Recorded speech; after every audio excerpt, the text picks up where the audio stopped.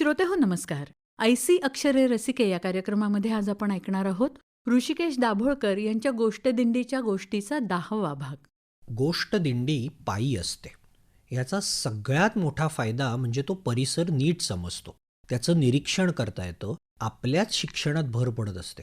अनेक बदल जाणवतात. त्यातला एक बदल जो आपल्याला गाडीच्या वेगानं जाताना कधीच जाणवणार नाही, तो म्हणजे भाषेतला बदल. मी फलटण ते सासवड हा प्रवास करत होतो. सातारा जिल्ह्यातल्या फलटणपासून चालत निघालो.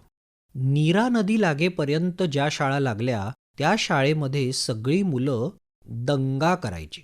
जशी मी नीरा नदी ओलांडली, सगळी मुलं कल्ला करू लागली. फरक छोटासा आहे.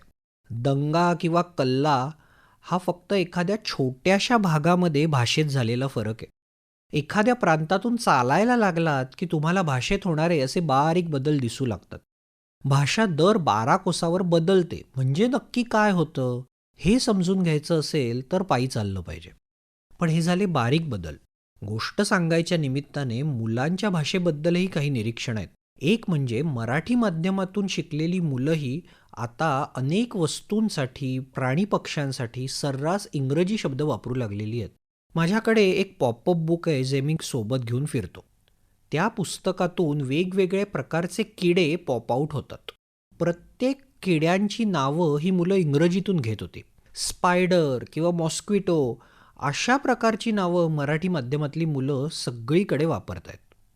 अर्थात याला अपवाद आहे, तो म्हणजे आदिवासी भागातल्या शाळा.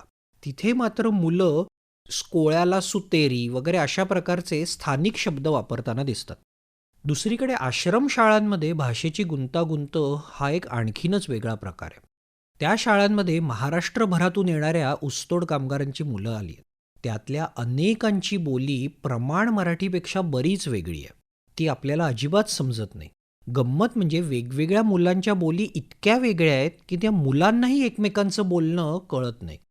शिक्षकांना तर त्यातली कुठलीच बोली येत नाही. त्यामुळे शिक्षक हे प्रमाण मराठीत शिकवतात. आणि अशा परिस्थितीतही ती मुलं नेटानं शिकत होती. त्यांना अनेक गोष्टी नीट समजत होत्या. हे बघून मला शिक्षकांचं आणि मुलांचं कौतुक करावं का एकूणच मानवी मेंदूचं कौतुक करावं हे काही समजेना. गोष्टीमधली भाषा हा तर आणखीनच वेगळा प्रकार. बहुतेक गोष्टी या प्रमाण भाषेत लिहिलेल्या असतात. त्यात वापरलेले अनेक शब्द, वाक्प्रचार हे मुंबई पुणे प्रांतात वापरले जाणारे असतात. वेगवेगळ्या प्रांतात गोष्टी सांगताना आपण मुलांची भाषा समजून घेतली तर त्याच गोष्टी आणि त्यात अनेक शब्दांमध्ये बदल करून अशा काही सांगता येतात की त्या मुलांना आपल्याशा वाटतात. असे बदल करून मी नेहमी गोष्टी सांगत आलोय. गोष्ट हा फक्त सांगण्याचा भाग नसून ऐकण्याचाही असतो. जेव्हा आपण मुलांना ऐकतो, त्यांच्याशी गप्पा मारतो, तेव्हा कितीतरी नवीन शब्द, नवीन वाक्प्रचार आपल्याला कळत जातात. त्यांचाही वापर आपल्याला पुन्हा गोष्टी सांगताना, त्या मुलांची गप्पा मारताना करता येतो. हा अनुभव मी या प्रवासात घेतला. भाषा एखाद्या चलनासारखी असते. तुम्ही त्या प्रांतात राहिलात, त्या प्रांतात शांतपणे फिरलात की लोक ते चलन हळूहळू तुमच्या हाती सोपवू लागतात.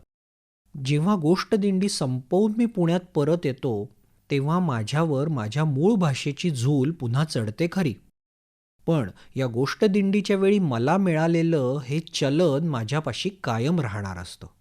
आज आपण ऐकत होतो ऋषिकेश दाभोळकरांच्या गोष्टदिंडीच्या गोष्टीचा 10वा भाग.